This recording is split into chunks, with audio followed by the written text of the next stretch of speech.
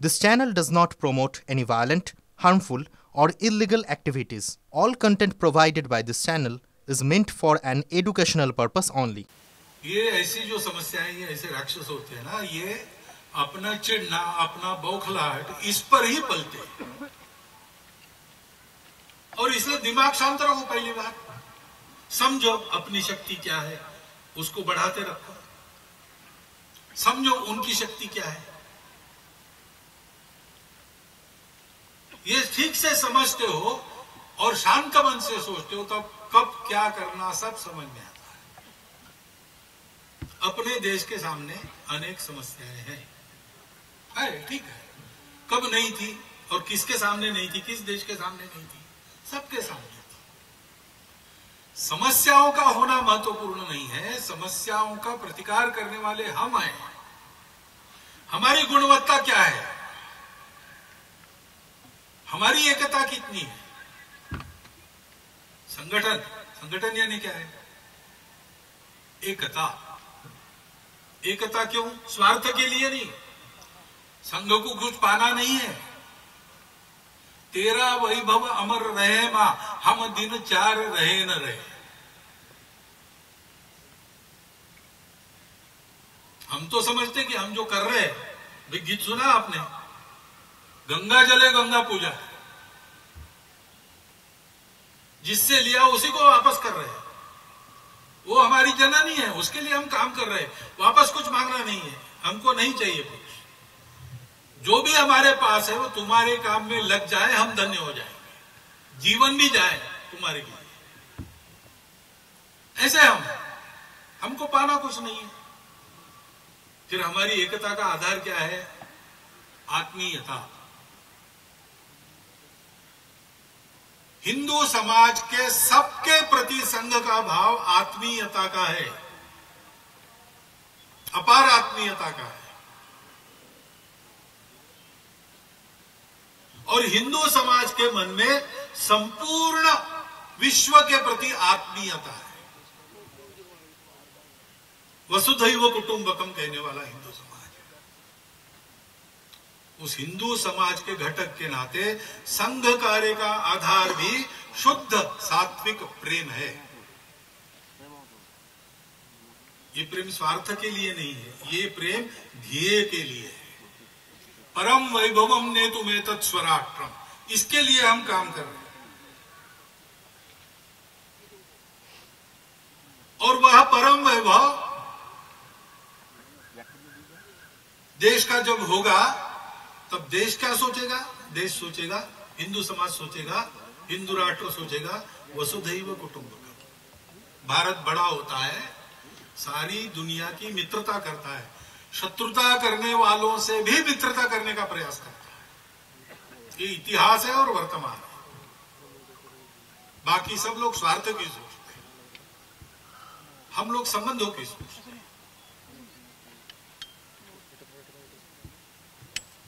और इसलिए इस प्रेम का आधार है ध्येय निष्ठा। संपूर्ण हिंदू समाज को संगठित करते हुए, हिंदू धर्म संस्कृति समाज का संरक्षण करते हुए अपने इस भारतवर्ष को परम वैभव संपन्न बनाना ये ध्येय है। बाकी हमको कुछ नहीं मिला तो भी चलेगा, मान सम्मान, धन्यवाद, प्रतिष्ठा, स्थान, राजनीतिक यशस्वी कुछ नहीं चाहिए। और इसलिए हम स्वयं होकर अपने आप को एक अनुशासन में बांध लेते हैं, जिसके कारण ये मेल मिलाप बढ़ता है, ये आत्मीयता बढ़ती है। छोटी मोटी मनुष्य स्वभाव की विचित्रताएं होने के बाद भी सब लोग मित्र बने रहते हैं, और केवल वही मित्र बने रहते हैं ऐसे नहीं है। अभी चलता ऐसे है कि हम अपना एक सर्कल बनाते हैं और बाकी लोगों को बाहर रखते हैं। लेकिन संघ का स्वयंसेवक अपने सर्कल को बड़ा करते जाता है, उसमें सबको लेता है। ऐसी एक कार्य पद्धति है जो संगठन की कार्य पद्धति कही जाती है। संघ के स्वयंसेवक ये सब करते हैं। संघ के स्वयंसेवक इसका अभ्यास करते हैं।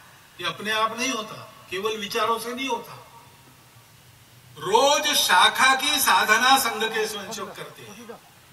नित्य शाखा में आकर जो सरल छोटे छोटे शारीरिक बौद्धिक कार्यक्रम होते हैं, आपस में मेल मिलाप होता है, मिलकर काम करना होता है, उन सब से यह स्वभाव विकसित होता है। संपूर्ण हिंदू समाज में यह आत्मीयता का, समता का, समरसता का स्वभाव, देश हित में जीने मरने का स्वभाव उत्पन्न करने की जो कार्य पद्धति है, मेथोडोलॉजी है, उसका नाम है राष्ट्रीय स्वयंसेवक संघ। और यह थियरी नहीं रही, संघ अपने 100 वर्ष पूर्ण कर रहा है। 1925 से काम शुरू हुआ और जैसे जैसे स्वयंसेवक तैयार हुए, संघ की शक्ति बढ़ती गई। समाज जीवन के सब क्षेत्रों में संघ के स्वयंसेवक जाकर काम कर रहे, और जहां वो काम कर रहे, वो सारे कार्य, वो सारे संगठन, वो सारे उपक्रम, वो सारी गतिविधियां, वो उनकी अपनी है, स्वतंत्र अलग स्वायत्त है। संघ नहीं करता, स्वयंसेवक करता है, लेकिन जो करता है उसमें वो अग्रणी माना जाता है।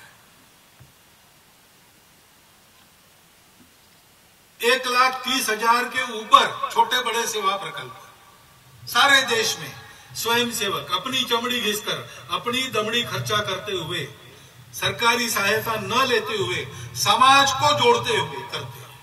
समाज के बलबूते खड़े, समाज जीवन के सब क्षेत्रों में, क्रीड़ा हो, कला हो, कुछ भी हो, सब में स्वयंसेवक काम कर रहे हैं। किस लिए कर रहे हैं?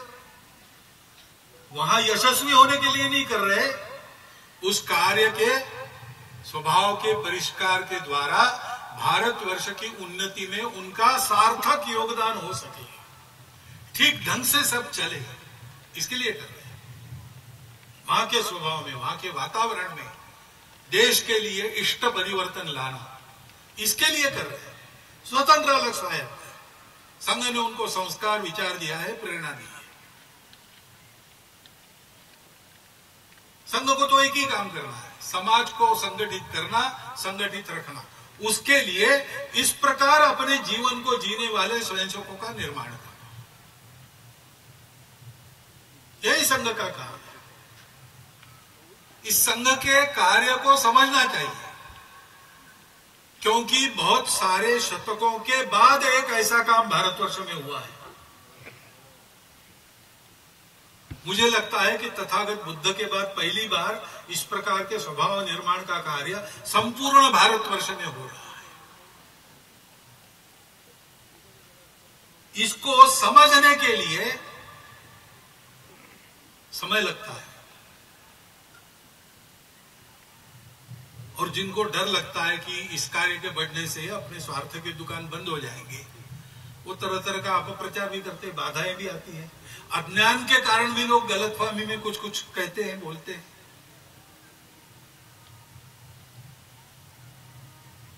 लेकिन मेरी प्रार्थना है कि इस संघ को समझने के लिए आप संघ के अंदर आइए। अंदर आने की फीस नहीं है, औपचारिक सदस्यता नहीं है, मन की मर्जी है तब आ सकते हैं, अगर मर्जी उखड़ गई तो आप बाहर जा सकते हैं। मन मर्जी से करने वाला काम है। अंदर से आइए, संघ को देखिए, और जो बातें मैंने आज कही या हम हमेशा कहते हैं, वो आपको संघ के अंदर मिली तो रहिए, संघ के स्वयंसेवक बन जाइए, प्रतिज्ञा लीजिए और काम कीजिए। नहीं है तो आपका मन करे उधर जाने के लिए आप स्वतंत्र हैं। ये तो प्रेम के आधार पर चलने वाला काम है, इसमें कोई जबरदस्ती होती नहीं, इसमें कोई स्वार्थ की लालच दिखाई जाती नहीं। उल्टा है, यहां मिलेगा कुछ नहीं, आपके पास है वो सब देना पड़ेगा। हमारे संघ में हमेशा सूची बनती है, लिस्ट। वो मराठी में उसको कहते हैं यादी, अनेक वचन होता है याद्या, यानी सूचियां। लेकिन मराठी में या यानी आइए और द्या यानी दीजिए, ये भी होता है। तो हमारे एक संघ चालक महोदय कहते थे कि संघ में या यानी आइए, द्या और दीजिए, इतना ही काम है। लेने का काम नहीं है। ऐसा ये संघ है, इसको समझना है तो दूर से देख के नहीं होता, इसका अनुभव लेना पड़ता है। दूर से देखेंगे तो गलतफहमी होगी। अंधों के गांव में हाथी गया तो उन्हें हाथी को हाथ लगाकर देखा और सब फिर वर्णन करने लगे। किसी ने कहा हाथी खंबे जैसा होता है, हाथी के पांव को उन्होंने हाथ लगाया था। किसी ने कहा खंबे जैसा नहीं, रस्सी जैसा होता है, उसने पूंछ पकड़ी थी।